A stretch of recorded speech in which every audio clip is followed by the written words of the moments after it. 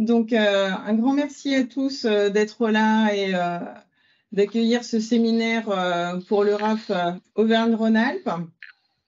Donc, nous vous proposons de découvrir ce carnet de santé numérique pour aider les familles avec plusieurs intervenants. Cette séance est enregistrée, donc je vous remercie du coup de veiller à couper vos micros pour éviter donc des bruits de fond. Vous aurez également accès au replay et n'hésitez pas dans le chat à poser vos questions. Nous aurons l'occasion de prendre quelques questions entre les différentes séquences. Les différents intervenants qui sont présents aujourd'hui, donc Monsieur Preux pour l'URAF, je lui laisserai la parole en introduction. Madame Cardy pour la CEPAM du Rhône. Moi-même, Sandrine Allard, représentant l'Agence régionale de santé. Madame Cantil Zoglou, donc représentant une patiente, et donc son témoignage sera utile. Elle participe également à l'UFPP d'Isère, elle nous en dira quelques mots. Et Monsieur Clem, qui est à mes côtés, en charge de la coordination du réseau des ambassadeurs pour Auvergne-Rhône-Alpes. Donc, les 4 séquences qui vont animer nos échanges, la première est de partager une bonne compréhension de mon espace santé, donc avec la CEPAM du Rhône qui vous expliquera et qui répondra à quelques-unes de vos questions à l'issue de cette présentation. Nous aurons ensuite une présentation des accompagnements qui ont déjà pu être réalisés par les usagers et les professionnels sur mon espace santé que je vous commenterai. Nous aurons ensuite le témoignage du coup d'une patiente partenaire, hein, c'est comme ça qu'on les appelle. Donc voilà la réalité au quotidien. Et pour conclure, nous partagerons ensemble quelques actions possibles à l'échelle de votre département et nous pourrons échanger.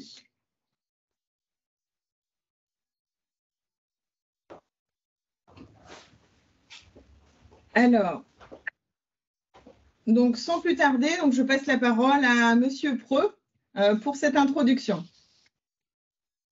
Bonjour, donc très rapidement, je voudrais commencer par remercier les collègues de l'ARS pour ce webinaire, pour l'organisation qu'ils font. Pour nous, c'est important. Alors, pour présenter rapidement l'URAF, je ne connais pas tous les participants, je regarde un petit peu, donc je vais prendre une minute pour présenter un petit peu ce que c'est que l'URAF. L'URAF, c'est l'Union régionale des associations familiales. En réalité, c'est l'Union régionale des UDAF, les unions départementales, qui sont elles-mêmes des unions d'associations familiales. À ce titre-là, les missions des UDAF, c'est entre autres la question de la représentation et de porte-parole des familles auprès des pouvoirs publics. Et à ce titre, on siège dans, que ce soit les UDAF ou les URAF, dans tout un ensemble d'instances, d'institutions, dont beaucoup qui sont en lien avec les questions de santé. Voilà, on siège dans les CPAM, dans les comités territoriaux de la santé, dans les établissements de santé au titre de représentants des usagers. Et donc la question de l'accès à la santé, c'est une thématique qui est très importante chez nous. Et en ce sens-là, un outil comme Mon Espace Santé, qui peut être un outil pour faciliter l'accès aux soins et l'accès au parcours de soins, c'est quelque chose qui, à notre sens, va plutôt dans le bon sens. Donc merci beaucoup à vous pour organiser ce petit temps d'échange, cette petite présentation. J'en profite pour rappeler aux participants, je ne sais pas si vous l'avez vu, mais dans l'espace conversation, j'ai mis un petit lien que vous repartagez pour ceux qui viennent d'arriver vers un formulaire de présence. C'est simplement pour savoir un petit peu qui est présent, qui sont les gens qui participent à ce webinaire. Donc ça prend vraiment 10 secondes à remplir, je vous invite à le faire. Et vous avez la possibilité de laisser votre adresse mail dans ce petit formulaire. Ça, c'est pour avoir accès au replay de la vidéo si ça vous intéresse. Donc je vous invite fortement à le laisser. Voilà, sans transition, je relaisse la parole aux collègues de l'ARS ou de la CPM pour la suite de ce webinaire. Et je vous dis encore une fois merci beaucoup. Merci beaucoup, Monsieur Preux. Donc, je cède la parole à Magali Cardy qui va tout vous dire sur Mon Espace Santé. Bonjour à tous. Je suis Magali Cardy, je suis chargée de mission à la Caisse primaire d'assurance maladie du Rhône et plus spécifiquement sur les dossiers du numérique en santé. Aujourd'hui, le but était de vous présenter, mon espace santé, comment ça fonctionne, à quoi ça sert, de manière assez simple et vous laisser, poser des questions, soit dans le chat au fur et à mesure, soit en fin de présentation, on aura aussi un temps d'échange comme l'a dit Sandrine. Donc je ne sais pas si j'ai la main pour passer les diapos, c'est bon? Alors pourquoi, mon espace santé? Le but était, que chaque citoyen puisse disposer d'un carnet de santé numérique au même titre qu'il en disposait, d'un en version papier, par le passé, pour, pouvoir, avoir vraiment tous ces documents de santé à sa main, qu'il soit acteur de sa santé et que ce soit dans un lieu sécurisé et un lieu accessible à l'ensemble des professionnels de santé qui vont intervenir, tout au long de sa vie et en tout point du territoire. Donc le but du jeu, c'est vraiment d'avoir un carnet de santé qui soit décloisonné entre la médecine de ville et la médecine hospitalière et à la main, du patient, du citoyen, voilà, c'est le même vocable, plusieurs vocables pour la même personne. Donc voilà, au départ, ce qui génère cette existence. Je crois que j'ai pas la main pour les diapos. Donc slide suivante s'il vous plaît. Sandrine ou Kennedy, je ne sais pas si vous avez la main. Je ne peux pas passer, merci. Donc comme je viens de le dire, le but étant, vraiment de décloisonner, l'ensemble des acteurs de santé qui sont autour du patient. Donc vous voyez dans ce petit schéma que le patient, il est au centre de tout avec, son carnet de santé numérique et autour de lui, gravite l'ensemble des professionnels de santé, les pharmaciens, les radiologues, les hôpitaux et cetera, qui ont chacun de leur côté aujourd'hui, le dossier du patient, mais qui ne l'échangent pas forcément et à chaque fois qu'on va vers un nouveau, praticien eh bien, il faut, soit venir avec un gros dossier sous le bras, soit, raconter un petit peu tout ce qui s'est passé, avant cette visite. Donc le but du jeu, c'est vraiment que ce soit dématérialisé, accessible par ces professionnels de santé, avec le consentement du patient, ça c'est très important, que vous donnez, oralement. Donc voilà, partage fluide et sécurisé des documents de santé. C'est le but de ce carnet de santé numérique. Slide suivante, s'il vous plaît.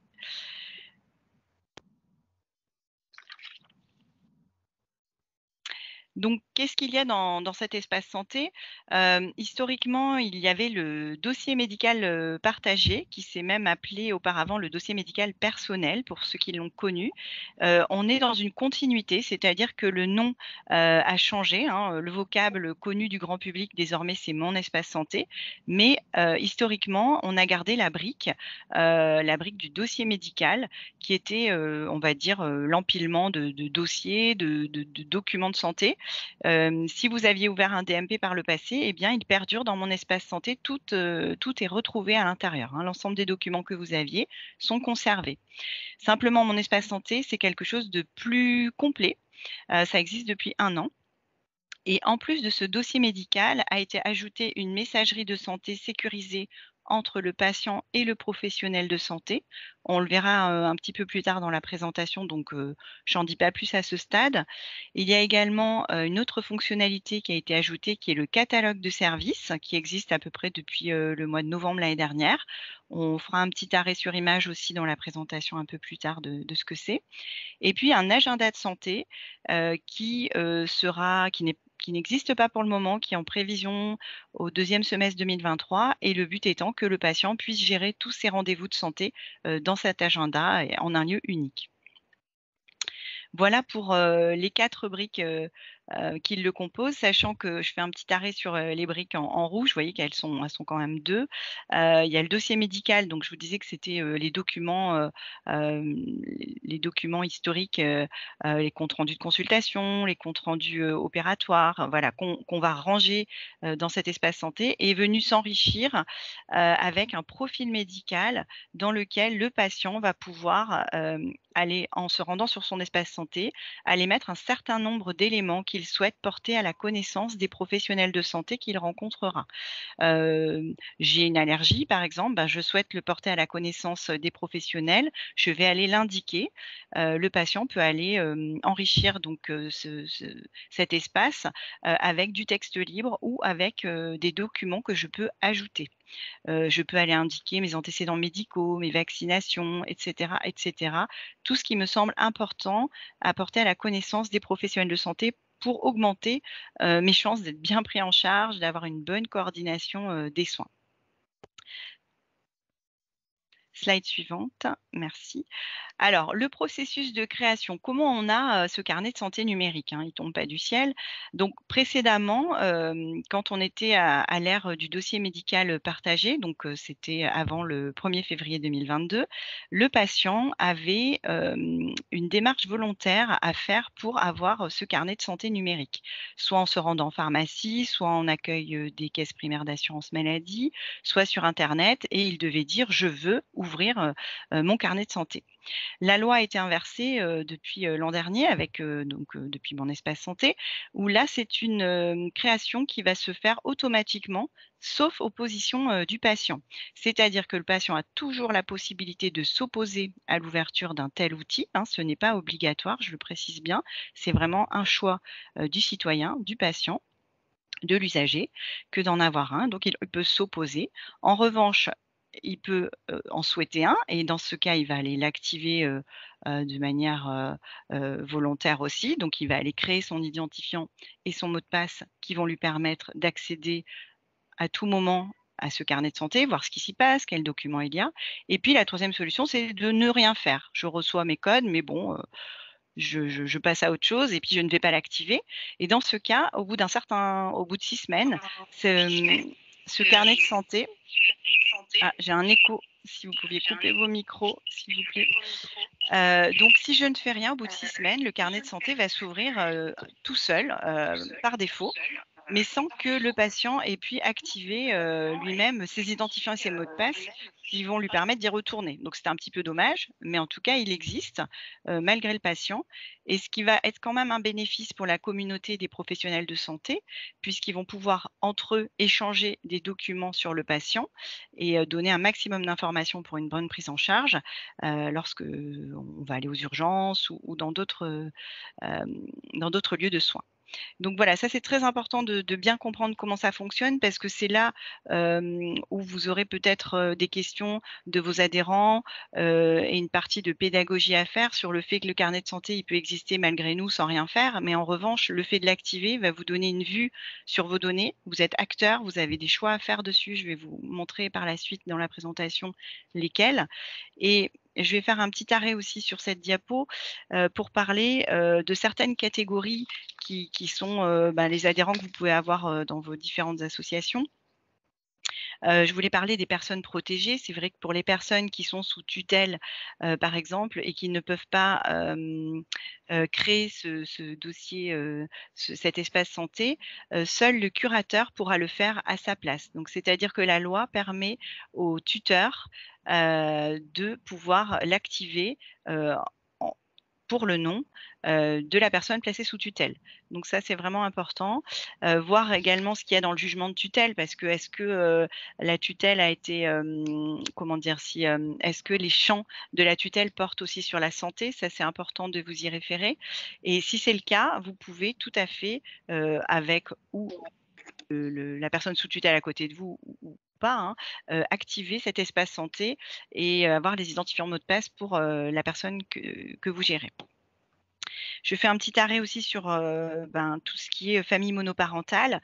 Le carnet de santé, c'est un carnet de santé qui est attaché à une personne, hein, comme le carnet de santé papier. Chacun a son propre carnet. Donc, ce sont bien sûr les représentants légaux qui vont gérer le carnet de santé des enfants tant qu'ils sont mineurs, mais chaque parent peut aller voir le carnet de santé de son enfant.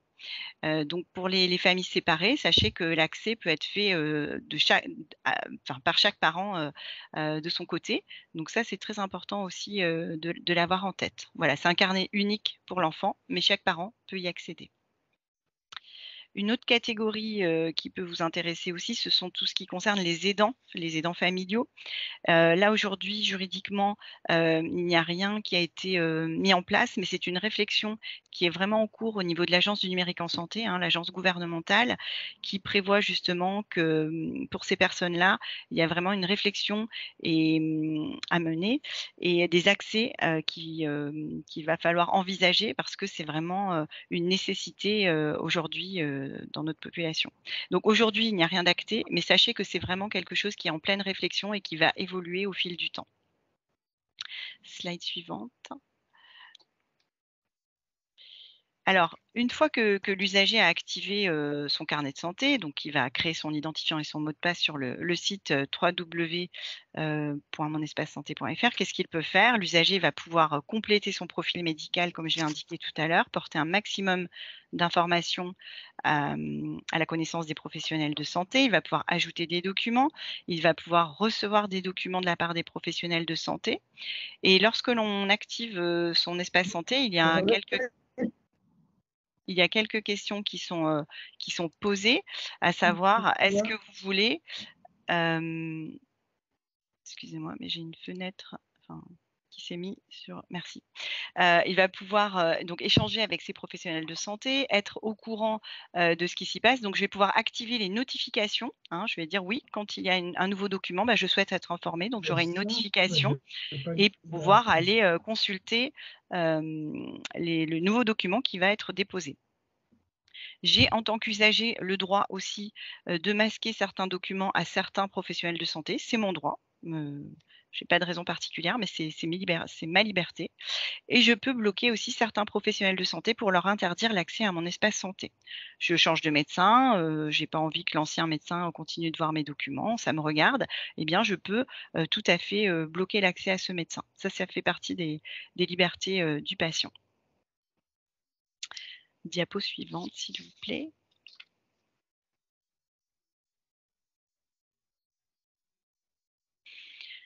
Alors, on a parlé du site monespacesanté.fr, mais il y a également une application mobile, ce qui rend vraiment facile l'utilisation de ce carnet de santé, hein. On l'a toujours sur soi, on l'a sur son smartphone. Donc, il est disponible autant sous Android que sur iOS, hein, sur le portail Apple.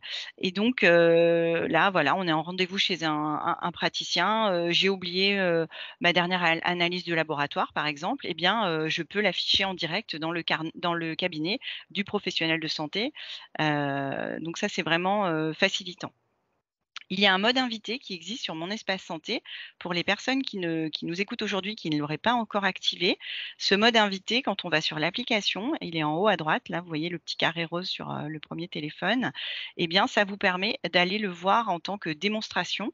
Ça veut dire que vous ne l'avez pas encore activé, vous n'avez pas encore pris votre décision, mais vous vous y intéressez et vous voulez savoir un petit peu comment ça fonctionne et comment ça se présente. Eh bien, vous allez sur ce mode invité et vous pourrez voir avec des écrans des simulations, voilà comment ça se formalise. Donc, je vous invite à aller voir si vous êtes curieux et que vous ne savez pas encore si vous allez l'activer. On peut passer à la diapo suivante. Alors, une fois que mon espace santé est créé, donc je vous ai dit que le patient, lui, peut aller rajouter des informations et des documents, eh bien, le professionnel, de son côté, il va pouvoir aussi aller déposer les documents de santé qui peuvent être vraiment très importants dans le suivi du patient, surtout pour les personnes qui ont des maladies chroniques, hein, ça peut être très intéressant d'avoir ce suivi, les comptes rendus, le volet de synthèse médicale que peut faire votre médecin traitant, qui est un petit compte rendu, une situation à un instant T de votre état de santé, les comptes rendus de radiologie, etc., qu'ils peuvent alimenter à partir de leur logiciel. Ces professionnels vont pouvoir donc alimenter, mais vont pouvoir également consulter les données avec votre accord. Il y a, tout à l'heure, je vous disais que quand vous allez activer la première fois votre espace santé, vous allez avoir des questions qui vous demandent si vous souhaitez des notifications lorsqu'il y a un nouveau document déposé. Vous allez également avoir une question sur comment, en cas d'urgence, vous souhaitez, est-ce que vous souhaitez qu'en cas d'urgence, votre dossier puisse être accédé par l'un ou l'autre des professionnels de santé?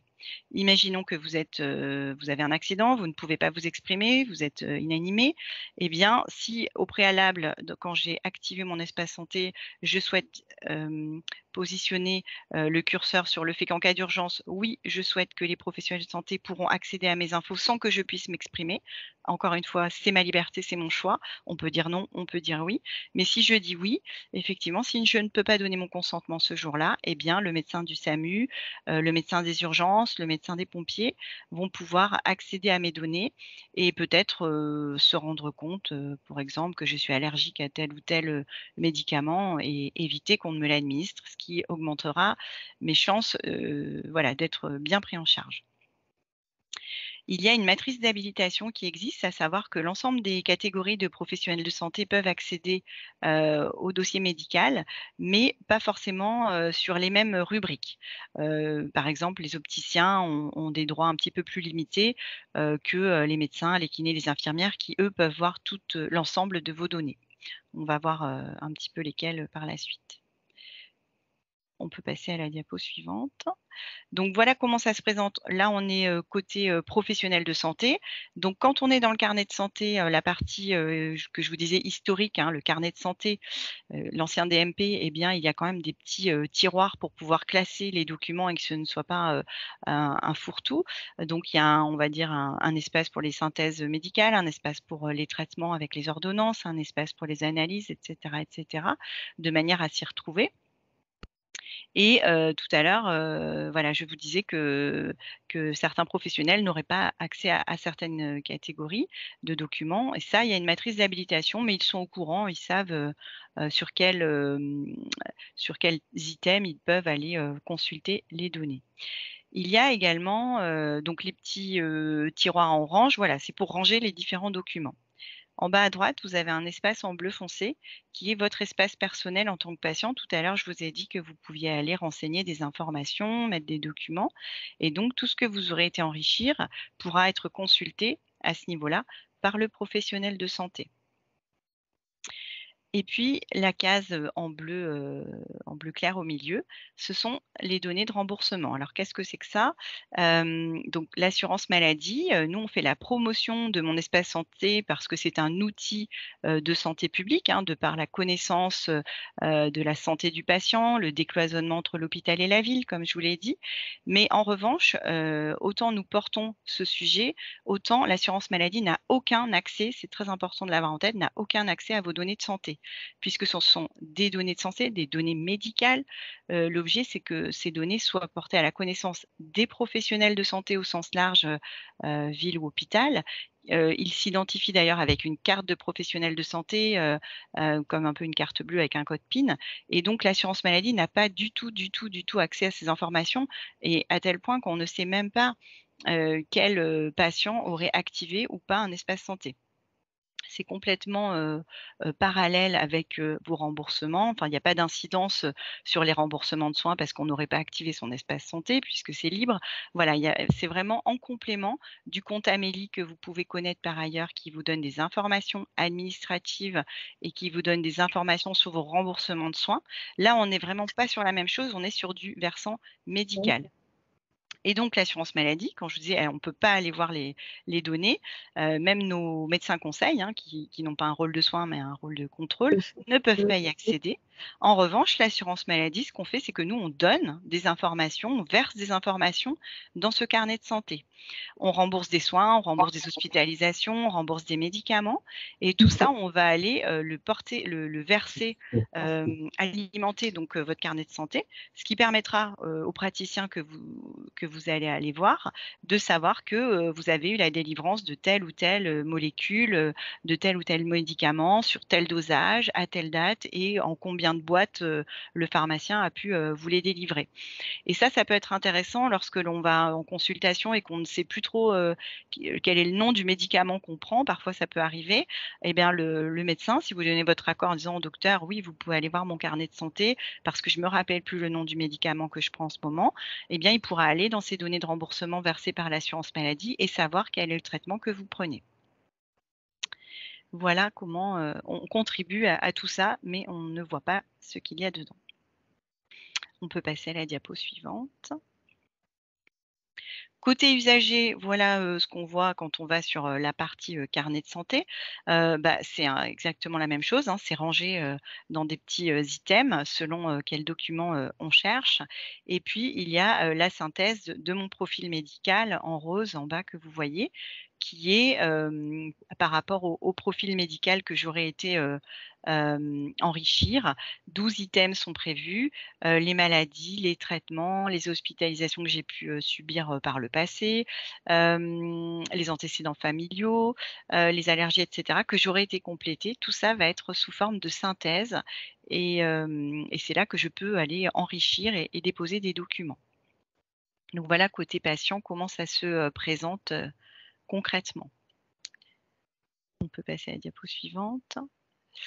Alors, la sécurité des données, c'est un point qui est très important puisque là, on parle de données de santé, donc données médicales. Ce sont des données qui sont classées comme sensibles au sens de la CNIL. Et bien, ce carnet de santé, il est très encadré et il est très protégé puisqu'il est hébergé par un hébergeur agréé données de santé qui est une norme au niveau gouvernemental avec des sécurités renforcées. Donc, les données sont hébergées en France, en région parisienne. Et donc, il y a eu un accompagnement également de l'Agence nationale de la sécurité des systèmes d'information sur ce produit, hein, l'ANSSI, qui est la police du web, on va le dire comme ça. Et puis, la CNIL qui a vraiment encadré cet espace santé. Au niveau des sécurités d'accès par l'usager. Donc, je vous ai dit tout à l'heure que lorsqu'on allait l'activer, il fallait créer un identifiant et un mot de passe. Et à chaque fois que vous allez aller vous connecter, un petit peu comme les banques en ligne, si vous y allez, vous aurez un mot de passe provisoire qui va être généré à chaque fois que vous souhaiterez vous connecter, qui va vous être envoyé soit par SMS, soit par email, qui a une validité de quelques minutes et qui est un troisième niveau de sécurité afin d'être sûr que c'est bien le bon usager qui est en train d'essayer de se connecter. Voilà pour la sécurité des données. La gestion des droits d'accès par les professionnels de santé. Je l'ai un petit peu dit tout à l'heure, donc je t'expliquais que le patient, vraiment, toutes ces données sont à sa main. Il peut autoriser ou bloquer un professionnel de santé pour l'accès à l'ensemble des données. Il peut masquer ou démasquer un document de santé qui serait classé dans son carnet de santé. Et puis, autre outil qui permet vraiment d'avoir une sécurité renforcée, c'est l'accès à l'historique d'activité. À savoir que moi, en tant que patient, je vais savoir exactement qui s'est connecté sur mon carnet de santé, quand, quel jour, quelle heure, quelle minute, quelle seconde. Je sais nominativement quel est le professionnel de santé qui s'est connecté. On voit l'ensemble des accès, hein, je vois y compris mes accès en tant que patient. Et ça, c'est vraiment un traçage qui est exhaustif et sans profondeur d'historique, c'est-à-dire que tout subsiste de manière à ce que si j'ai donné l'accord à mon médecin traitant, eh bien j'aurai en plus cette information comme quoi il s'est connecté et ce qui peut éviter aussi que si un professionnel de santé à qui je n'aurais pas donné l'accès et qui se serait connecté, alors soit par méconnaissance, soit de manière malveillante, que j'en sois informée en tant que patient et que je puisse ensuite prendre toute enfin, je peux aller le voir, je peux également faire une action en justice, mais en tout cas, je serai au courant de ce qui se passe sur mon carnet de santé et prendre les mesures nécessaires. Donc voilà, qui concourt également à la sécurité. L'accès à mon espace santé en situation d'urgence, donc je l'ai un petit peu dit également, il y a 2 modes d'accès en cas d'urgence qui sont prévus, à condition que le patient, hein, lorsqu'on va activer son espace santé, ne s'y oppose pas au préalable. C'est que je peux donner mon consentement, préalable sur un accès par le SAMU Centre 15 si je ne peux pas m'exprimer le jour J et un accès en mode bris de glace par toute catégorie de professionnels de santé, mais on est toujours sur des professionnels de santé, hein, c'est pas n'importe qui peut aller se connecter et donc ça, c'est à moi de me positionner sur cet accès en mode urgence au préalable. On peut passer à la diapo suivante. Alors, voilà, ça a évolué puisqu'avant on parlait du DMP, maintenant de mon espace santé. Donc le vocable mon espace santé, c'est le vocable unique maintenant qui est connu de l'usager, tant pour son dossier médical que pour la messagerie de santé dont on va parler un petit peu après. Côté professionnel de santé, pour lui, on parle toujours du dossier médical partagé, puisque c'est une des briques de mon espace santé. On l'a vu tout à l'heure dans la roue, c'était la brique rouge. Et lui, le professionnel ne va aller actionner que cette brique-là, puisqu'il va aller l'enrichir. Donc, il n'a pas l'ensemble de mon espace santé de l'usager à sa main, hein, il n'a qu'une partie. Et puis, il a la messagerie sécurité de santé qui va lui permettre d'échanger avec le patient. Magali, Oui. excusez-moi du coup de vous couper, une question dans le chat disait que se passe-t-il quand nous n'avons pas encore de DMP ouvert? Ce qui est le de cas de DMP nombreux ancienne version, patients. tu veux? Ancienne Tout à fait, version? tout à fait. Ah bah là, il y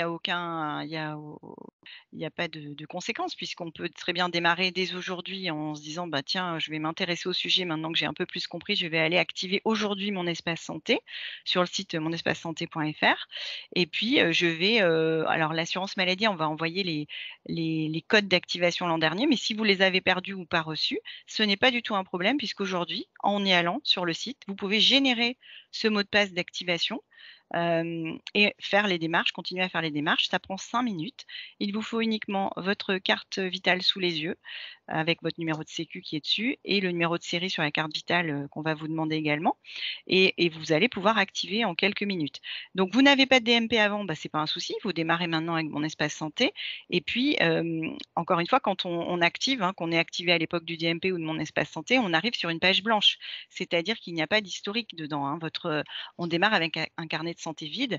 Le but étant que maintenant que vous l'activez, il va pouvoir s'enrichir au fur et à mesure des consultations que vous aurez. Après, quand on est en bonne santé, il ne se passe pas forcément grand-chose sur le carnet de santé, et tant mieux. Mais au moins, vous êtes équipé s'il y a un épisode de soins qui arrive dans le futur. Donc voilà, il n'y a pas d'incident si vous n'aviez pas de DMP avant. On peut commencer dès à présent.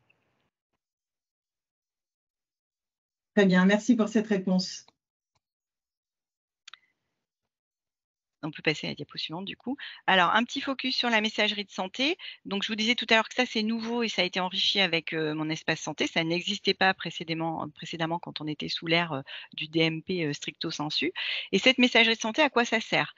Ça sert à échanger donc entre le praticien et son patient de manière sécurisée, puisque ce sont des messageries de santé sécurisées au sens où on ne peut pas, comment dire, les données sont cryptées dans les échanges, hein. C'est pas aujourd'hui, on le sait, hein, il y a parfois des médecins qui envoient une ordonnance sur une messagerie Gmail ou Hotmail ou que sais-je, et c'est pas du tout sécurisé et ça ne doit pas avoir lieu.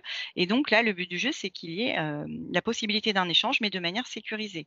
Donc le médecin, il va envoyer sur sa messagerie, je dis n'importe quoi, une ordonnance, et le patient, en se connectant sur son espace, il reçoit une notification comme quoi il y a un nouveau document. Il va se connecter sur son espace santé et aller récupérer cette ordonnance ou pouvoir la montrer à la pharmacie quand il va s'y rendre.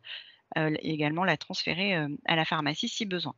Donc ça, c'est un moyen d'échanger des données de manière sécurisée. À noter que c'est toujours le professionnel de santé qui va initier un échange. C'est pas le patient qui peut commencer cet échange. Bon, ça, c'était important et ça a été décidé d'un commun accord avec les professionnels de santé, parce que bien sûr, le but n'étant pas qu'ils soient noyés sous des mails de manière intempestive. Donc, c'est eux qui vont pouvoir démarrer un échange en vue d'une prochaine consultation. Par exemple, il peut demander au patient tel ou tel document ou poser une question. Le patient pourra bien sûr lui répondre. Et ensuite, c'est aussi le professionnel de santé qui pourra mettre fin à cet échange. Voilà, donc c'est vraiment, c'est un moyen, mais c'est quand même à la main du praticien, au départ. On peut passer à la diapo suivante.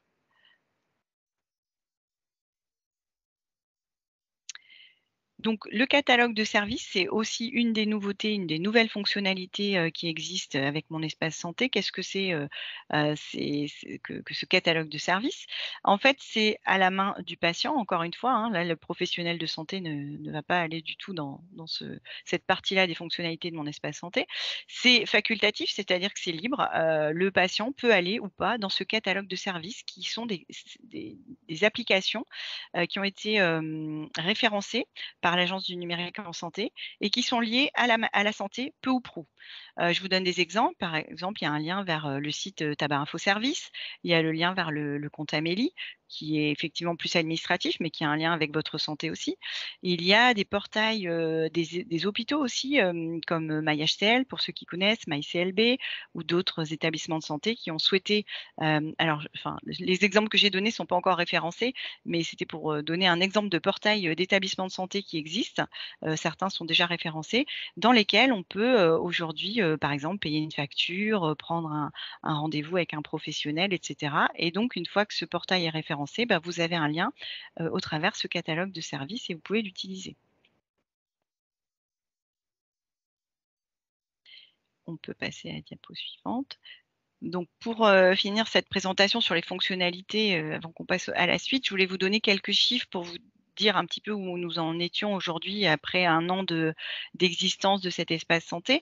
Donc, il y a 69 millions de bénéficiaires qui ont reçu l'année dernière donc l'information pour pouvoir activer cet espace santé.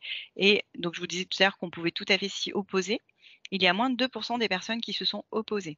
Donc, il y a il y a des personnes qui l'ont activé à hauteur de 7 millions, ce qui reste relativement peu par rapport à la population du pays. C'est pour ça aujourd'hui qu'on fait cette communication. On essaye de communiquer, de parler de cet espace santé pour bien vous informer sur à quoi ça sert, comment il peut vous servir dans votre quotidien et de vous inciter à l'activer si vous le souhaitez donner suite. Parce que voilà, s'il n'y a pas cette activation, il y a quand même certaines options du fonctionnement qui ne vont pas pouvoir fonctionner, ne serait-ce que la messagerie de santé dont j'ai parlé à l'instant. Donc 7 millions qui l'ont activé et donc tous les autres qui n'ont, on va dire, moins les 2% qui sont posés et les 7 millions qui ont activé, bah, le reste de la population, on va dire, n'a pas agi, mais soit par méconnaissance ou par manque de temps, etc. Donc l'intérêt aujourd'hui, c'est de vous donner l'information pour que vous puissiez en parler autour de vous, répondre aux questions quand vous en avez sur ce sujet. On peut passer à la diapo suivante. Pour vous donner un petit peu des chiffres sur comment sont alimentés ces espaces santé. Aujourd'hui, il y a plus de 7,2 millions de documents qui ont été ajoutés et il y a 42% des usagers qui l'ont activé, qui ont été renseignés des informations sur poids, taille, mesure, qui sont des informations que l'on peut aller renseigner aussi au départ, hein, si on le souhaite, et qui vont pouvoir permettre aux praticiens de mieux vous prendre en charge aussi en ayant connaissance de ces sujets, mais également faire des courbes de poids, etc. Donc ça, pas mal de gens qui l'activent vont sur cet item. Et puis, il y a 30% des visiteurs qui reviennent d'un mois sur l'autre dans leur espace santé. Donc, c'est qu'ils en ont besoin. On peut passer à la diapo suivante, qui sont toujours des chiffres. Donc aujourd'hui, il y a 25,1 millions de carnets de santé qui ont été alimentés sur les 36 derniers mois avec un document de santé. Et puis, ce qui revient à 68,4 millions de documents alimentés au sein de ces 25 millions de dossiers. Donc, vous voyez qu'il y a quand même une dynamique d'alimentation qui existe aujourd'hui. C'est surtout les hôpitaux et les labos d'analyse médicale, les laboratoires qui alimentent, un peu moins les professionnels de santé de ville. Et c'est un travail qu'on est en train de mener avec l'ARS pour pouvoir les inciter à davantage utiliser. L'assurance maladie communique beaucoup dessus avec eux. Ils ont également des aides financières pour avoir des logiciels qui soient compatibles pour alimenter ce dossier médical partagé. Et donc, il y a tout un travail encore qui a à faire vers eux. Mais voilà, Rome ne s'est pas fait en un jour. Et je donne souvent l'exemple de la carte vitale qui a maintenant à peu près 25 ans et qui au départ a eu un petit peu du mal à décoller et maintenant vous voyez que quand on va chez un professionnel, on vous demande immédiatement votre carte vitale dès que vous arrivez à une consultation. Donc c'est des choses qui prennent un petit peu de temps, il y a des habitudes de travail et humaines à changer, mais qui vont se faire au fur et à mesure. D'où la communication qu'on souhaitait vous faire aujourd'hui. Je pense qu'il y a plein de questions parce que j'ai vu plein de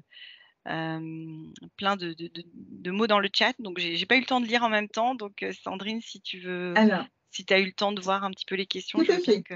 Merci beaucoup. Un grand merci pour cette présentation qui est quand même riche et complète sur les différentes cas de figure. Les différentes questions qui ont été posées, je prends la dernière qui vient notamment d'être présentée par Monsieur Lassonnière concernant un patient porteur d'une ALD qui souhaiterait que son ordonnance et ses médicaments figurent dans son espace santé. Aujourd'hui, me semble-t-il que c'est à l'initiative du professionnel de santé de verser ceci. Cela dit, il doit avoir ses logiciels compatibles pour verser. Donc, Magali, vous pouvez nous en dire plus ?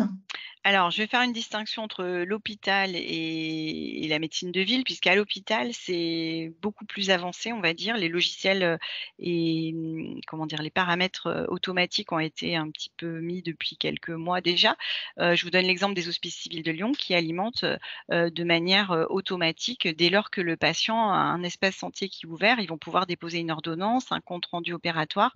Ça va se faire de manière automatique. En revanche, en médecine de ville, ce n'est pas automatique, c'est au praticien d'appuyer sur le bouton pour envoyer ce document vers l'espace santé du patient. Ils sont pratiquement tous équipés aujourd'hui avec un logiciel qui peut le faire.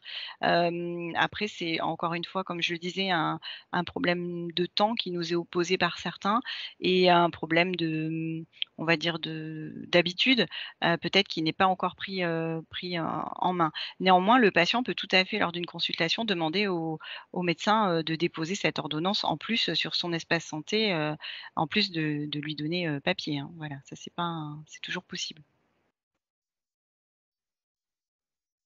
Voilà, concernant les questions, donc dans le chat, il y avait principalement des questions qui portaient aussi sur l'accès au replay ou au support. Donc ça, effectivement, ce sera fait par notamment Monsieur Preux, l'assurance maladie et l'ARS à l'issue. Donc ça met quelques instants quand même hein, que ce soit publié. Je vois, il a une question aussi sur la fin là de Monsieur ou Madame Lassonnière sur la désignation de la personne de confiance et les directives anticipées. Donc effectivement, j'en ai pas parlé, mais c'est quelque chose qu'on peut tout à fait faire dans mon espace santé.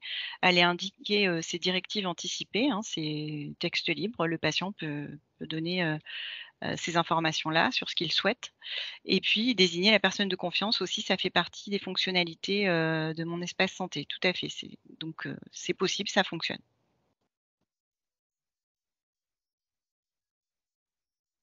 Très bien.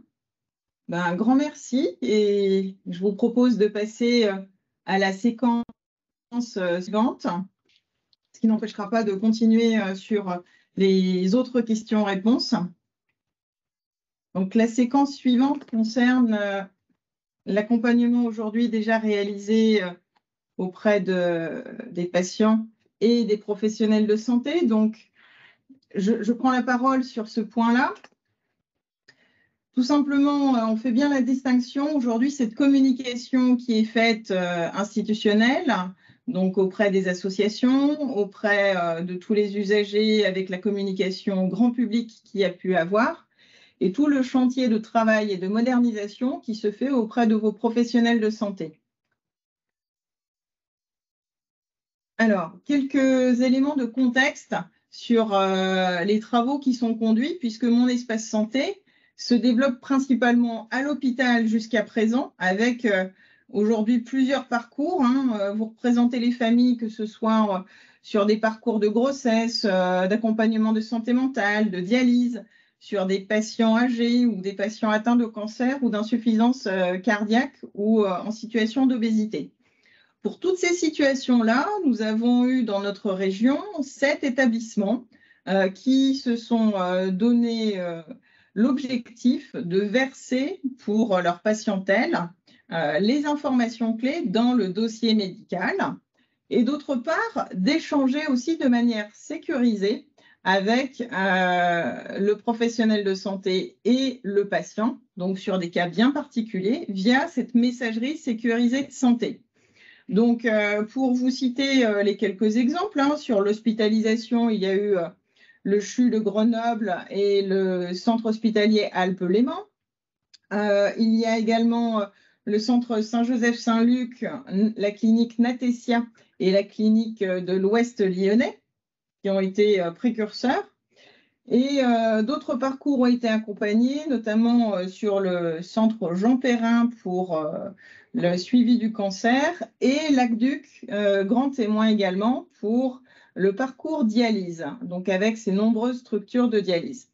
Donc, ces établissements ont permis de montrer concrètement que mon espace santé fonctionne et permet de satisfaire les besoins des usagers pour qu'ils puissent justement découvrir, que ce soit leur compte-rendu d'opération, leur prescription ou d'autres éléments. Donc, en quelques chiffres clés, je vous propose dans la diapositive suivante de voir aujourd'hui ce qui se déverse dans les espaces santé qui sont aujourd'hui ouverts.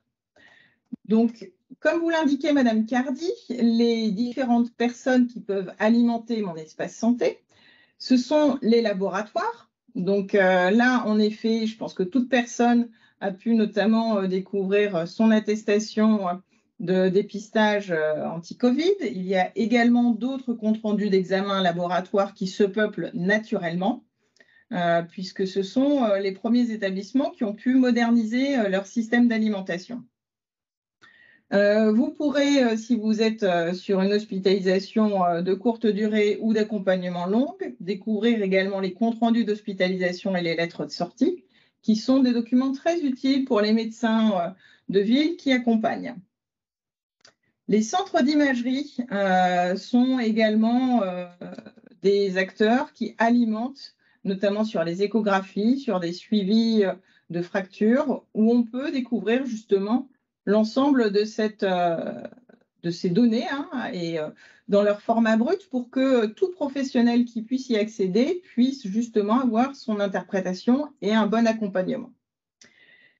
Et pour conclure aussi, les professionnels de santé en exercice libéral peuvent, pour ceux qui sont d'ores et déjà équipés, faire circuler dans mon espace santé les prescriptions et les comptes rendus de consultation. Cette partie-là va continuer à s'accélérer puisque, à compter de la fin du mois d'avril, l'ensemble des professionnels de santé ont pour mission d'être actifs derrière des logiciels qui sont équipés, qui sont modernisés. Donc, je vais vous donner quelques exemples de parcours qui vous sont cités là à titre d'illustration sur ce qui fonctionne. Aujourd'hui, que ce soit sur le parcours de maternité, d'hospitalisation ou de dialyse, les professionnels en tirent un grand avantage parce que, contrairement au DMP, aujourd'hui, ils ont une organisation par thématique, comme ça vous était présenté, et donc il y a un classement et un accès rapide des types de documents qui vous ont été cités. L'autre grand avantage qui est cité, c'est la sécurité des échanges, notamment sur des suivis de plaie ou sur des échanges avec le médecin traitant. Aujourd'hui, les habitudes sont de partager, de communiquer avec cette messagerie sécurisée de santé. De pouvoir y mettre le patient en copie est un grand avantage. Et en copie avec sa messagerie citoyenne, donc qui est à présent sécurisée. Surtout pas Gmail, ni des échanges rapides via les WhatsApp. L'autre point important, c'est que quand on fait une sortie d'hospitalisation, il faut pouvoir accéder rapidement à la programmation de la rééducation ou du suivi de ville. Et l'accès facilité, que ce soit sur un médecin traitant ou un médecin de proximité à qui on aura autorisé, permet justement cette prise en charge rapide entre professionnels et toujours très accompagnée par l'autorisation du patient. Et en effet, alors les ordonnances, soit le professionnel peut tout à fait le mettre grâce à ces logiciels, soit vous pouvez tout à fait prendre une photo de votre ordonnance et vous-même la déposer, comme c'était cité. Vous pouvez ajouter des documents dans votre dossier médical. Donc en conclusion, le patient, quand on les a interrogés tous et toutes, déclare qu'il est très facile d'accéder à leurs dossiers médicaux, que ce soit en déplacement, puisqu'on n'est pas toujours hospitalisé très proche de chez soi et on aime parfois être proche de ses aidants, de famille, et tout simplement dans une dématérialisation très accompagnée justement d'avoir le bon document stocké dans cet espace santé. Donc les exemples de parcours que je vous citais, premier c'est le parcours maternité, avec notamment un suivi de grossesse qui se fait et des échographies entre la ville et l'hôpital. Tous ces éléments-là sont versés donc dans le DMP, la partie médicale de mon espace santé, que ce soit aussi un échange sécurisé sur la préparation de l'anesthésie en vue de l'hospitalisation de grossesse qui peut être programmée, et donc via la messagerie sécurisée de santé. Et à l'issue de la grossesse, de pouvoir être accompagné, notamment vers les pédiatres ou vers les sages-femmes, avec un historique, notamment dans le dossier médical. Voilà un des exemples qui a apporté une grande satisfaction et vous pourrez voir quelques témoignages, notamment sur le site internet de l'agence. Autre exemple, les accidents de la vie. Cet exemple-là vous est cité par un jeune homme qui s'appelle Titouan et qui a un accident de vélo. Ce jeune homme a pu ouvrir son espace santé et déclarer notamment ses allergies médicamenteuses.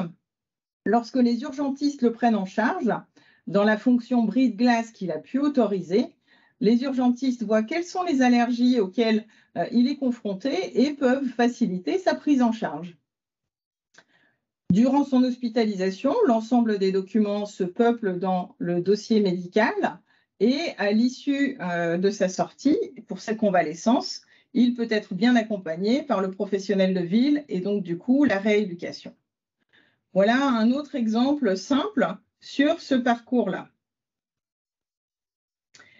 Et pour terminer sur ce troisième parcours, donc un suivi de biologie, vous êtes plusieurs aussi dans des maladies chroniques à avoir des suivis de biologie réguliers.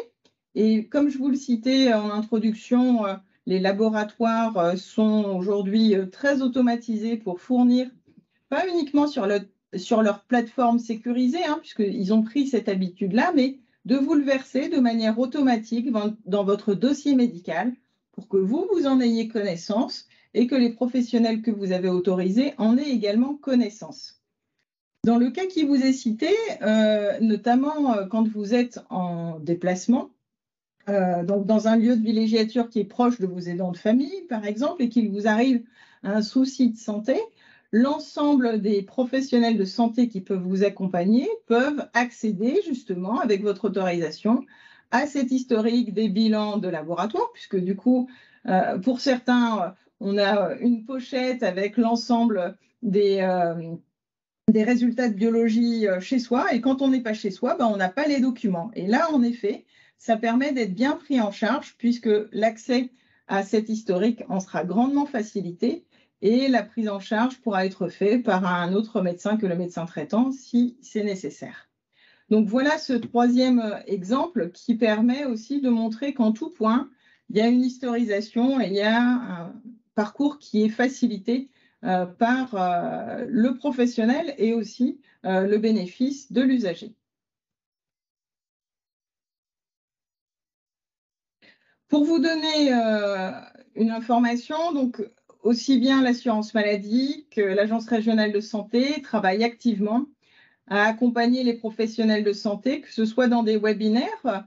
Notamment, le 24 mai dernier, nous avons réalisé un webinaire avec l'ensemble des associations de santé avec France Asso Santé. Nous accompagnons que ce soit les établissements sanitaires, mais également les établissements médico-sociaux. Et nous avons vraiment à cœur de vous donner cette transparence, puisque l'ensemble de la communauté des professionnels de santé pourront également tous contribuer une fois que leurs outils leur permettront.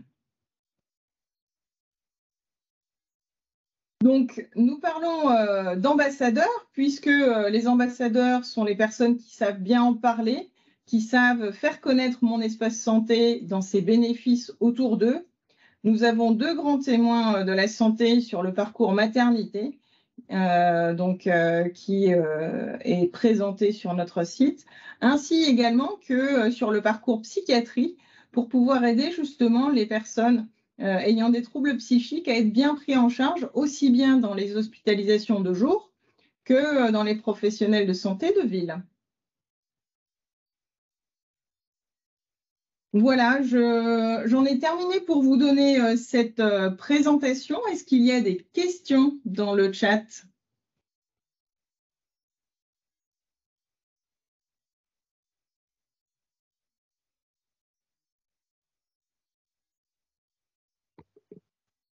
Non, écoute, il n'y a pas de questions, Sandrine. D'accord.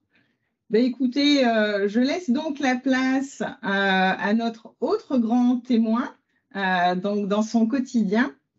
Je remercie vraiment grandement Madame Cécile Cantine-Zoglou d'être présente avec nous pour exprimer ses Il y a premiers doutes. une question sur les Ah. ambassadeurs là, qui vient d'arriver. Les ambassadeurs peuvent-ils se déplacer dans les territoires pour intervenir au plus près des usagers via des services sociaux?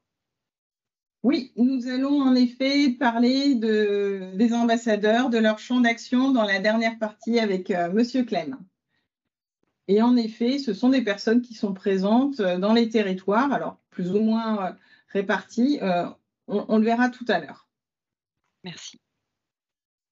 Donc, pour introduire du coup le témoignage de Madame Cantine-Zoglou, je voulais juste quelques mots pour que vous puissiez faire connaissance.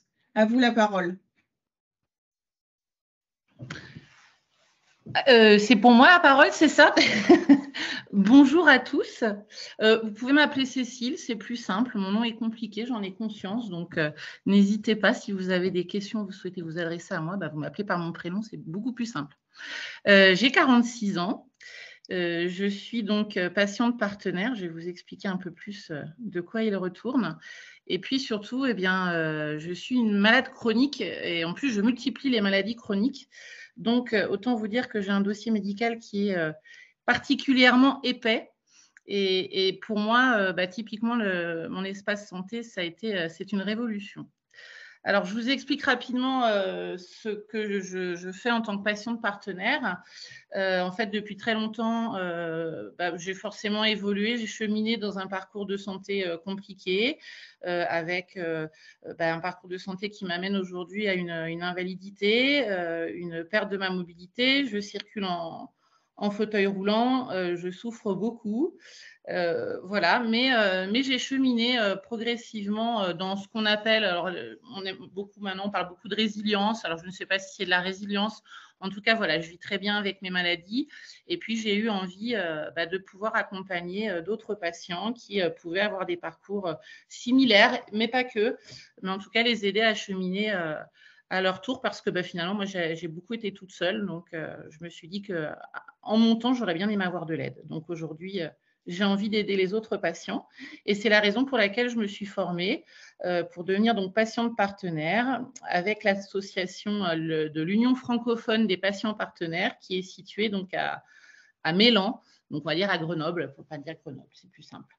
Donc voilà, en tant que patiente partenaire, voilà, j'interviens au sein des institutions de soins, j'accompagne les patients qui en ont besoin et qui font appel à mes services pour pouvoir simplement communiquer, partager. Je leur partage mes astuces, je les écoute, on échange et en tant que patiente, c'est plus facile souvent de se livrer à moi que des fois de se livrer aux médecins. Et puis les médecins aussi me demandent de l'aide pour les aider à communiquer avec leurs patients, tout simplement parce que des fois c'est compliqué. Et puis, je vais des fois, par exemple, faire passer la pilule sur la mise en place, par exemple, d'un fauteuil roulant, typiquement. Des fois, le médecin va dire, c'est mieux pour vous, vous allez voir, ça va être super, beaucoup plus facile, la vie avec. Oui, mais il est médecin, ce monsieur, et qu'est-ce qu'il en sait vraiment?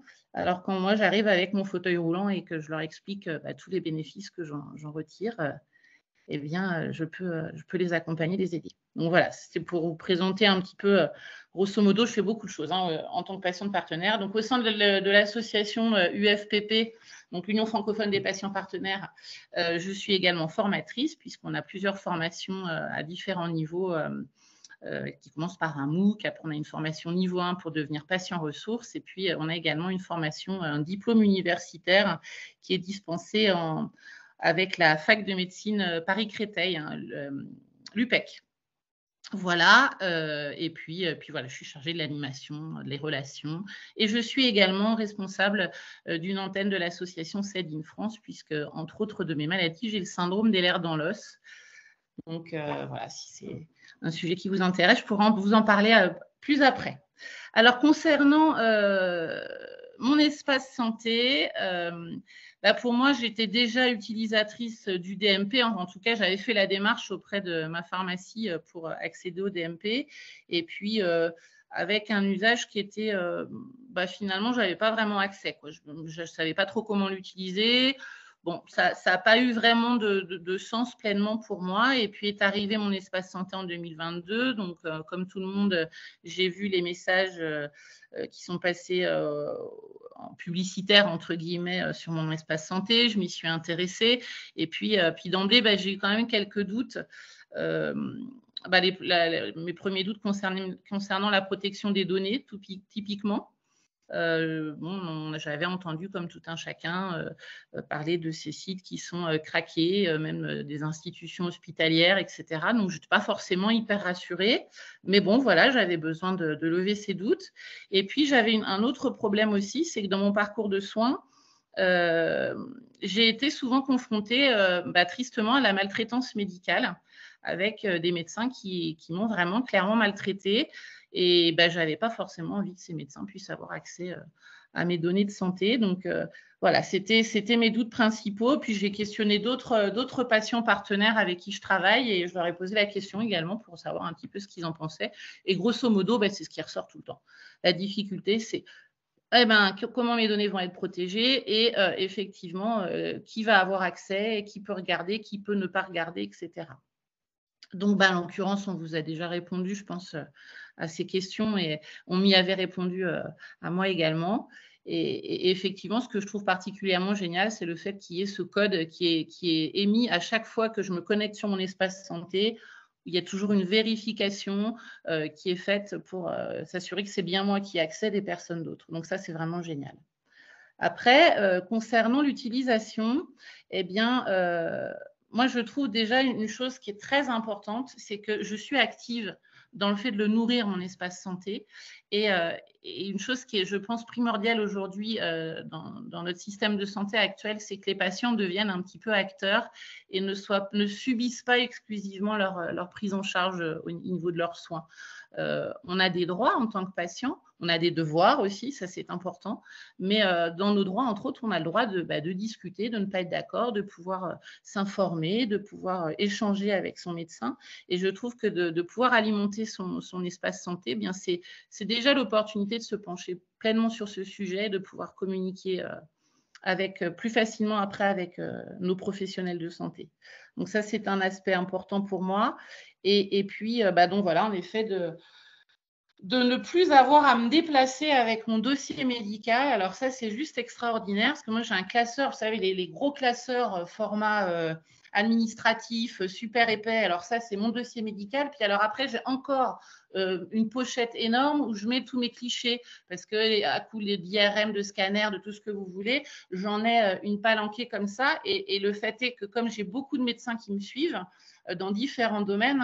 Quand j'ai différents domaines, c'est rhumato, gynéco, médecine interne, le médecin traitant bien évidemment, mais on y rajoute après les kinés, on y rajoute les infirmières, j'en oublie, j'ai l'ophtalmo, enfin voilà, j'ai plein, dans mes pathologies, en fait, tous ces aspects sont pris en compte, donc ils ont tous besoin de communiquer les uns avec les autres et ils ont tous besoin d'avoir accès à ces informations.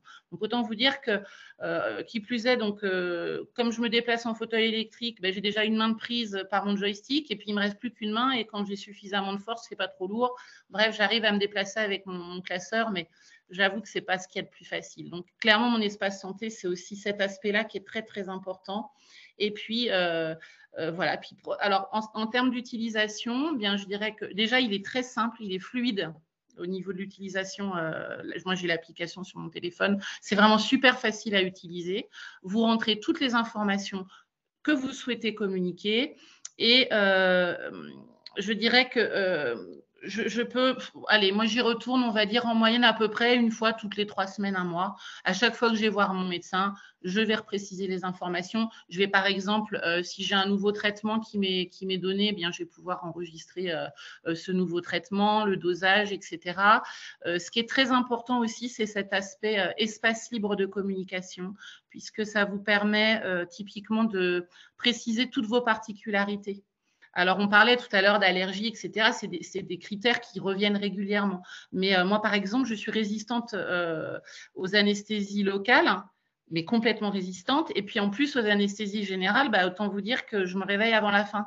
Donc, quand l'anesthésiste d'emblée sait que va falloir me mettre une dose plus importante pour ne pas avoir cette mauvaise surprise, parce qu'imaginez le chirurgien qui vous voit vous réveiller. Alors moi, je sens rien, je vous rassure, mais j'ai les yeux ouverts. Pour moi, c'est stressant, mais pour le chirurgien, ça l'est tout autant.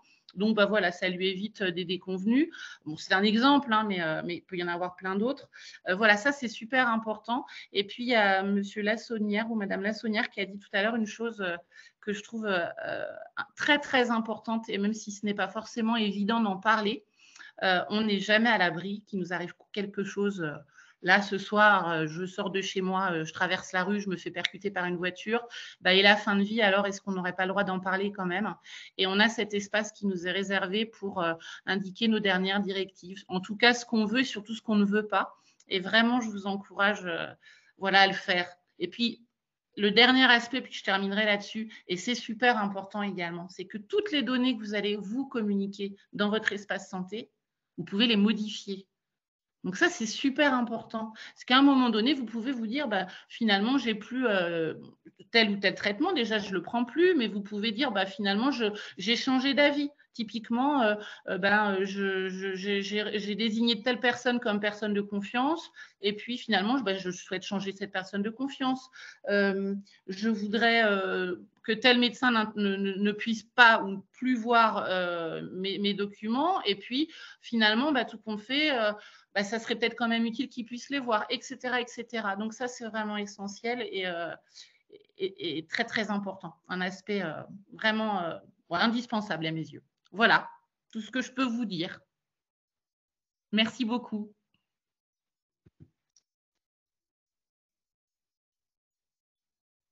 Un très, très grand merci, Cécile. Je ne sais pas si vous avez des questions, mais en tous les cas, moi, je voulais notamment commenter ce que vous avez dit.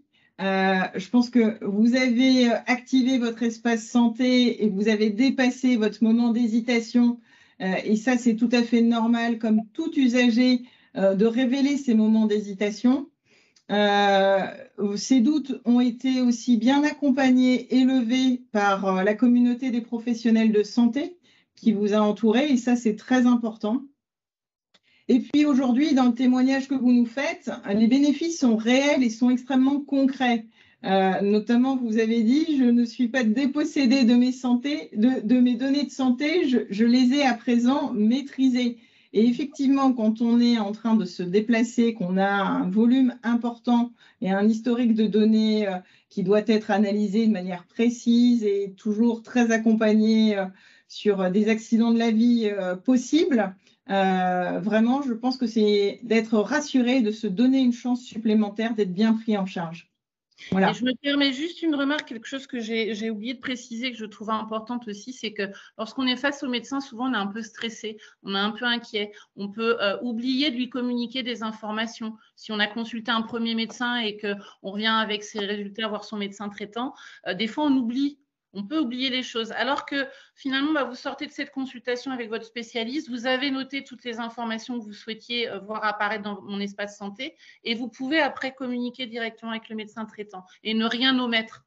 Parce que bon, c'est un peu galère aussi de retourner 10 fois voir le médecin traitant. Ah mince, je vais lui dire ça, il faut que j'y retourne. On sait que c'est compliqué en plus aujourd'hui pour avoir des rendez-vous avec son médecin traitant. C'est triste, mais c'est comme ça. De plus en plus, c'est compliqué. Je trouve que ça aussi, c'est important de le souligner, cet aspect-là. Voilà. Très, très bien. Mais écoutez, un grand merci. Est-ce qu'il y a des questions dans le chat?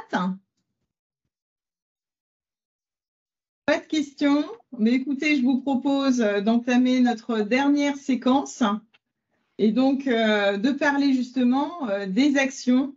Et donc là, je cède la place à Monsieur Clem qui m'accompagne sur la coordination de ce réseau des ambassadeurs qui ne fait que grandir. Bonjour. Donc, voilà, dans cette partie, je vais vous parler des opportunités et de l'accompagnement qu'on peut avoir sur mon espace santé. Donc déjà, ce qu'il faut se dire, c'est que dès le début et avant même le lancement de ce dispositif, ce dernier a rencontré des soutiens forts. En 2021, a été lancée, a été initiée la phase d'expérimentation de Mon Espace Santé sur 3 départements sur le territoire national. Il s'agissait de la Loire-Atlantique, de la Somme et de la Haute-Garonne, où en avant-première, les assurés de ces 3 départements ont pu bénéficier des services de ce dispositif-là. Donc, cette action a été soutenue par le monde associatif, par l'UNAF, par France Asso Santé. C'est d'ailleurs dans ce cadre-là que, dès janvier 2022, a été publié par France Asso Santé un plaidoyer reprenant en 10 propositions soutenant les services rendus par ce dispositif de santé. Slide suivante. Donc, ce qu'il faut savoir aujourd'hui en termes de doctrine de déploiement, c'est que la stratégie nationale capitalise sur des réseaux existants. Ces réseaux existants sont là pour porter, on va dire, la prise en main la prise en main de ce dispositif qu'est Mon Espace Santé auprès des usagers et notamment ceux qui sont les plus éloignés du numérique. Donc, ces réseaux sont multiples. Ces réseaux d'ambassadeurs, le premier de ces réseaux, c'est les ambassadeurs du monde de la santé, sont représentés par les acteurs institutionnels que sont l'Agence régionale de santé, l'assurance maladie, mais aussi le GCS-SARA, qui n'est autre que le groupement régional d'aide au déploiement de l'e-santé sur un territoire. Donc, sur notre région, il s'agit du GCS-SARA. Il y a aussi de nombreux établissements de santé qui font partie de ce réseau d'ambassadeurs du monde de la santé. À côté de ça, on retrouve les ambassadeurs associatifs et privés qui peuvent être représentés par exemple par la Croix-Rouge, par France Asso Santé, mais également par des associations de patients et de représentants d'usagers.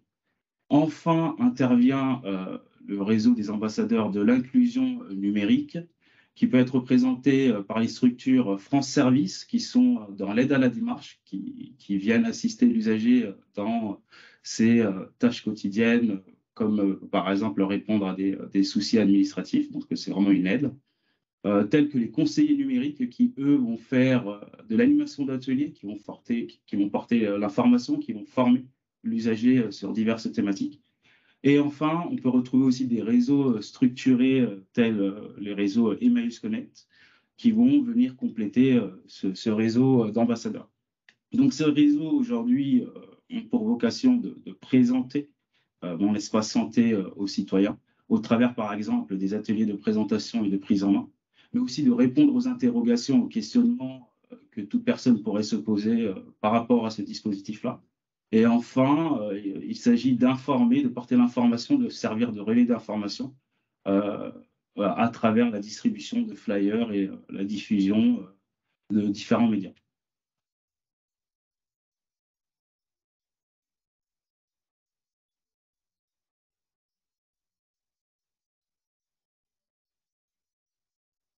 Donc, on va revenir parce que, hop, voilà.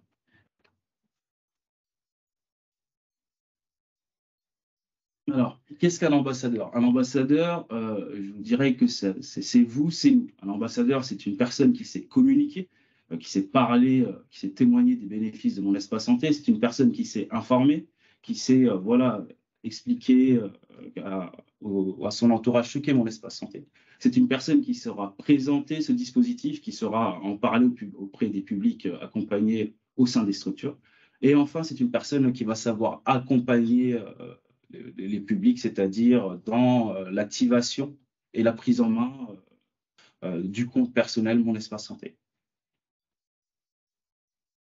Donc, plusieurs actions ont été initiées durant l'année qui vient de s'écouler et qui vont être initiées pour ce qui est des actions auprès des usagers dans les structures. Donc, ces actions mises en œuvre avec l'assurance maladie, mais aussi grâce au réseau des conseillers numériques, sont des actions où l'information est portée auprès des usagers au travers de stands qui vont venir permettre de répondre aux questions, encore une fois, concernant ce dispositif, mais aussi d'aider les citoyens à activer, les usagers à activer ce dispositif qui est Mon Espace Santé. Donc, cette communication aujourd'hui est garantie grâce à la transmission, à la mise à disposition par l'assurance maladie, par l'Agence régionale de santé, d'outils de communication qui sont composés de FAQ reprenant les questions les plus posées par les usagers. Ces questions peuvent relever, par exemple, de ce qui est de la sécurisation des données ou l'accès aux espaces personnels non espace santé.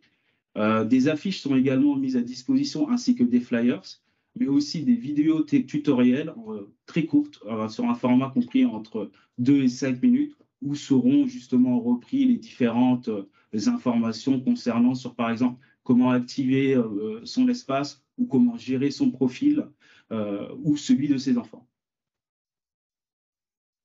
Donc aujourd'hui, à votre niveau, vous pouvez vous poser la question, mais comment on peut passer à l'action?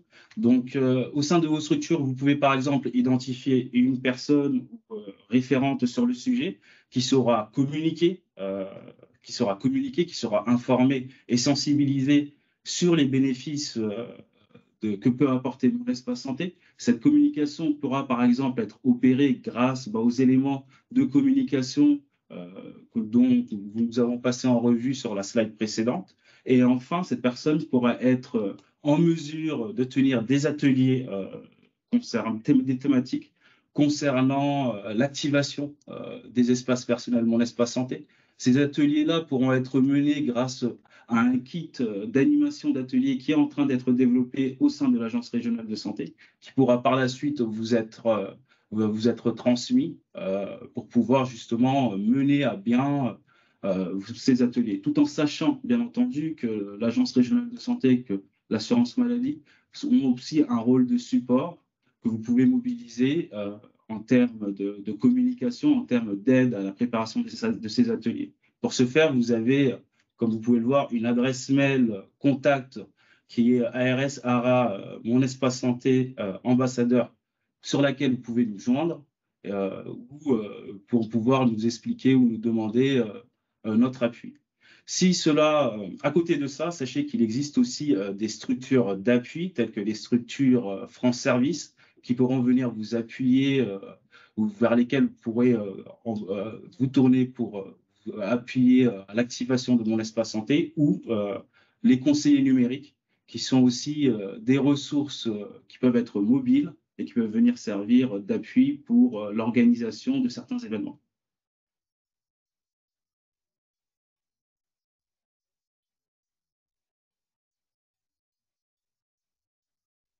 Voilà. Est-ce que vous aurez des questions sur cette thématique-là?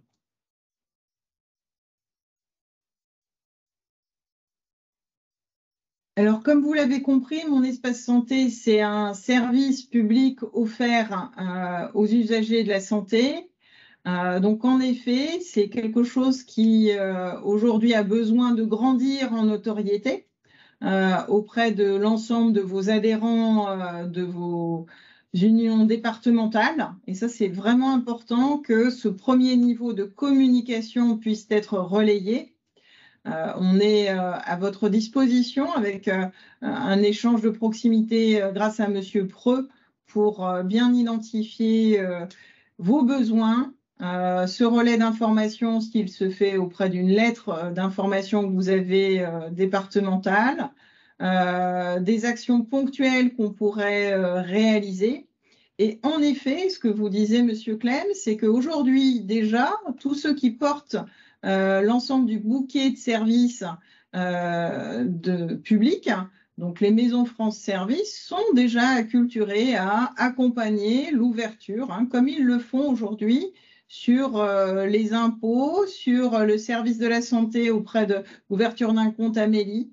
Voilà, donc on est là pour tous apporter sa pierre à l'édifice sur ce nouveau système d'historisation de ces données de santé, de consultation.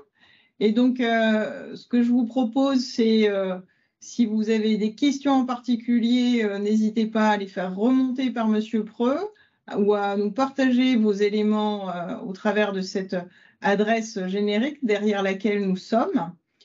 Et s'il n'y a pas de questions, en tous les cas, moi, je vais céder la parole à Monsieur Preux pour cette conclusion? Oui, merci beaucoup déjà pour ce temps que vous avez pris pour nous présenter un petit peu ce dispositif. Je crois que c'était pas du temps perdu, loin de là, donc vraiment merci. Je réinsiste sur ce que vous avez dit. Je pense que ça vaut le coup, moi personnellement, de peut-être de maintenir un lien entre l'URAF, les UDAF et puis les associations familiales d'un côté, puis l'ARS, parce que ce dispositif-là, il mérite effectivement d'être développé, d'être visibilisé surtout. Et je pense que si on peut vous aider là-dessus, il faut réfléchir à comment on s'organise, mais il y a sans doute un lien à maintenir. J'en profite du coup pour revenir sur ce que j'avais déjà dit en introduction. J'ai fait un petit questionnaire pour recenser un petit peu les participants et vous êtes une petite moitié peut-être de l'avoir rempli. Je vais le repartager sur l'onglet conversation. Voilà, donc si jamais vous voulez déjà avoir un retour de ce webinaire, vous pouvez laisser votre adresse mail. Voilà, c'est partagé. Vous pouvez déjà laisser votre adresse mail sur ce formulaire. Et puis si vous voulez peut-être alors déjà rediffuser le webinaire dans vos réseaux, n'hésitez surtout pas. Et ensuite, si vous voulez réfléchir à poursuivre peut-être un partenariat avec l'ARS sur cette thématique ou sur une autre, je pense que c'est l'occasion de l'indiquer dans ce formulaire peut-être pour qu'on vous recontacte et qu'on réfléchisse ensuite à ce qu'on peut faire ensemble par la suite.